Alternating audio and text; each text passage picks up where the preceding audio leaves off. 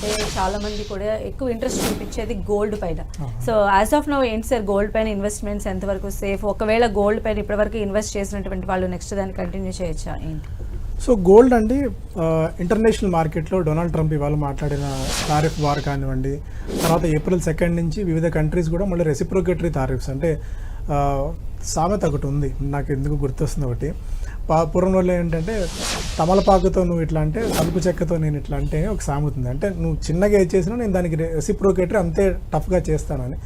So Donald Trump ప్రపంచవ్యాప్తంగా అన్ని countries మీద టారిఫ్స్ విధిస్తే మిగిలిన అన్ని కంట్రీస్ కూడా చూస్తూ ఊరుకోవు, వాళ్ళు కూడా ఏదో ఒక విధంగా టారిఫ్స్ విధించాలని చెప్పి చూస్తాయి. అండ్ పరోక్షంగా ఇది ఏమవుతుందంటే అన్ని దేశాల్లో ఇన్ఫ్లేషన్ పెరిగిపోతుంది. అంటే ఇవాళ 100 రూపాయలు పెట్టి కొనే వస్తువు ఈ టారిఫ్స్ విధించడం వల్ల 110, 120 రూపాయలు పెట్టి మనం వాళ్ళు అటు యూఎస్లో సిటిజన్స్ అయినా ఇటు మనమైనా అదే స్థాయిలో చేయాల్సి ఉంటుంది. సో దానివల్ల పరోక్షంగా ఇన్ఫ్లేషన్ పెరుగుతుంది. ఇన్ఫ్లేషన్ పెరిగితే వడ్డీ రేట్లు తగ్గించలేని పరిస్థితి ఉంటుంది. ఇవన్నీ గోల్డ్ పెరగడానికి కారణమవుతాయి. సో $2,930, $2,940 దగ్గర ఇవాళ ఇంటర్నేషనల్ మార్కెట్లో ఔన్స్ గోల్డ్ ఉంది.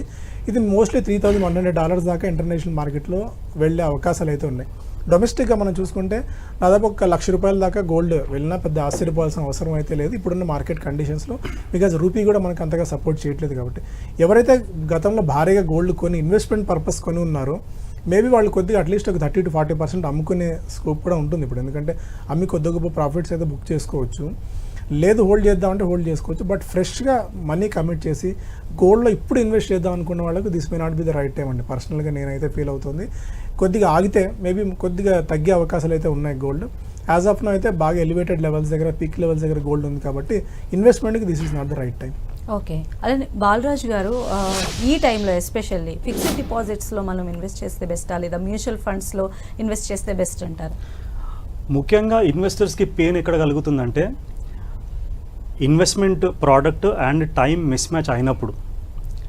లాంగ్ టర్మ్ ఇన్వెస్ట్మెంట్ ఏమైతే ఉంటుందో షార్ట్ టర్మ్ ప్రోడక్ట్స్లో చేస్తారు, షార్ట్ టర్మ్ ఇన్వెస్ట్మెంట్ ఏమైతే ఉంటుందో లాంగ్ టర్మ్ ప్రోడక్ట్స్లో చేస్తారు. ఈక్విటీ అనేది లాంగ్ టర్మ్ ప్రోడక్ట్, కానీ షార్ట్ టైం ఫ్రేమ్తో ఇన్వెస్ట్మెంట్ చేస్తారు. 1 year, 2 years or maybe 3 years గురించి వస్తారు. ఆ 1 to 3 yearsలో మార్కెట్స్లో భారీగా పడ్డప్పుడు రికవర్ అవ్వడానికి సాధ్యం కాదు.